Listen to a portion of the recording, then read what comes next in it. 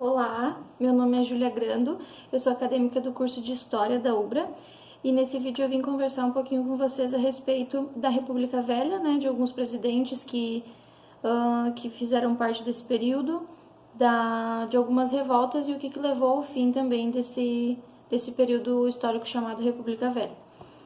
Então, a República foi proclamada no dia 15 de novembro de 1889, que foi quando o Deodoro da Fonseca e os militares que ele estava comandando tiraram o Visconde de Ouro Preto do gabinete ministerial. E no decorrer daquele dia, então, o então vereador do Rio de Janeiro, José do Patrocínio, proclamou a República. Esse processo todo da proclamação aconteceu devido aos problemas que vinham ocorrendo no Império, né, as insatisfações políticas, sociais, enfim, e a proclamação da República precisou ser feita, então. Depois que a República foi proclamada, o primeiro presidente que assumiu foi Deodoro da Fonseca, né, o Marechal. Ele ficou ali mais ou menos até 1891, que foi o ano que ele foi eleito, mas ele renunciou ao cargo. Então, o seu vice, que era o Floriano Peixoto, ficou na sua sucessão, né? Floriano Peixoto, então, ficou até 1894 no governo, e esse período em que os dois governaram, justamente por serem militares, ficou também conhecido como República da Espada. Depois dele, a gente teve o Prudente de Moraes, que ficou até 1898, e eu queria só deixar claro para vocês que eu vou falar a respeito de alguns deles e quais foram as principais características do período que eles estiveram à frente da presidência. Então, Prudente de Moraes enfrentou a Guerra de Canudos durante o seu período de governo, que nada mais foi que uma representação, né, da insatisfação que o povo estava tendo com a miséria que vinha acontecendo, que vinha assolando o sertão nordestino na época. Então, aconteceu na província de Canudos, na Bahia, e assim como as outras revoltas que ocorreram também foram motivadas por problemas sociais, políticos, enfim, e econômicos também, né? Depois dele a gente teve Campos Salles, que governou mais ou menos até 1902. No governo de Campos Salles foi quando surgiu a política dos governadores, que era uma política mais baseada em favores entre representantes políticos, entre oligarquias. Depois dele, Rodrigues Alves, que foi muito importante para a urbanização e saneamento lá no Rio de Janeiro. E esse presidente também, durante seu governo, presenciou e enfrentou a revolta da vacina. O que foi a revolta da vacina? Ela aconteceu em 1904, quando Oswaldo Cruz, que era um médico, ele quis que se tornasse obrigatório que a população fosse vacinada contra a vacina, né, de antivaríola. Só que como a população não tinha conhecimento para que servia, eles não entendiam o motivo disso, não era algo tão comum como hoje, eles ficaram com medo e acabaram se revoltando, dando origem então à revolta da vacina.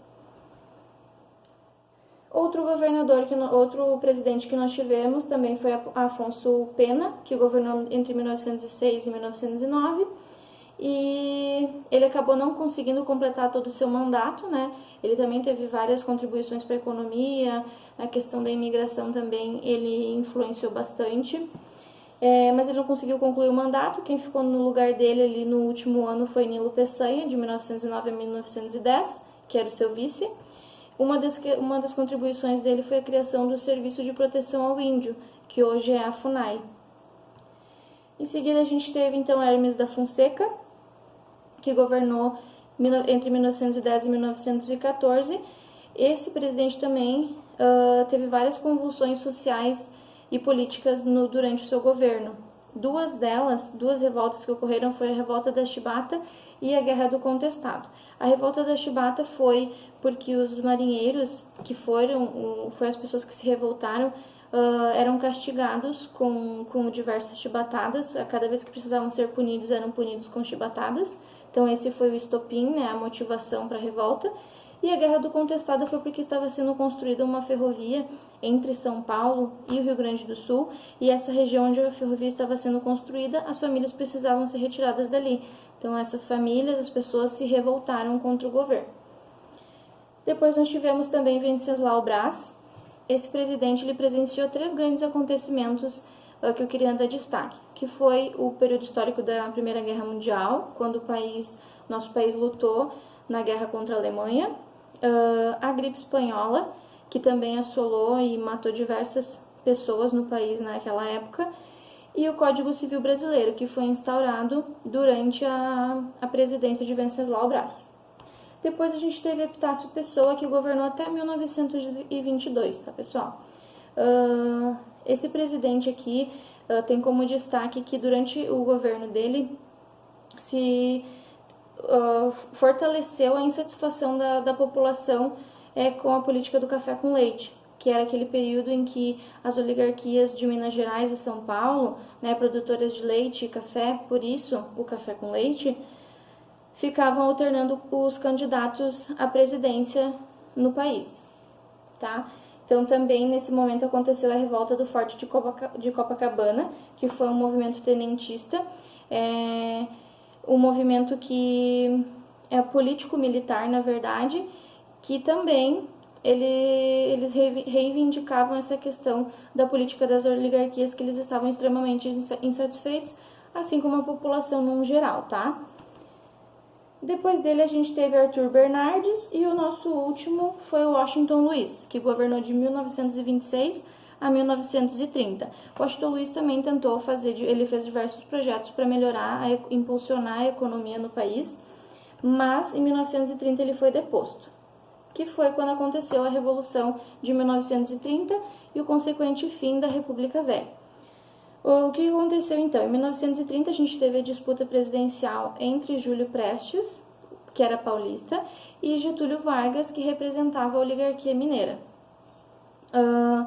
Getúlio Vargas foi derrotado nessas eleições, porém, nesse período de eleições, o seu vice, João Pessoa, foi assassinado.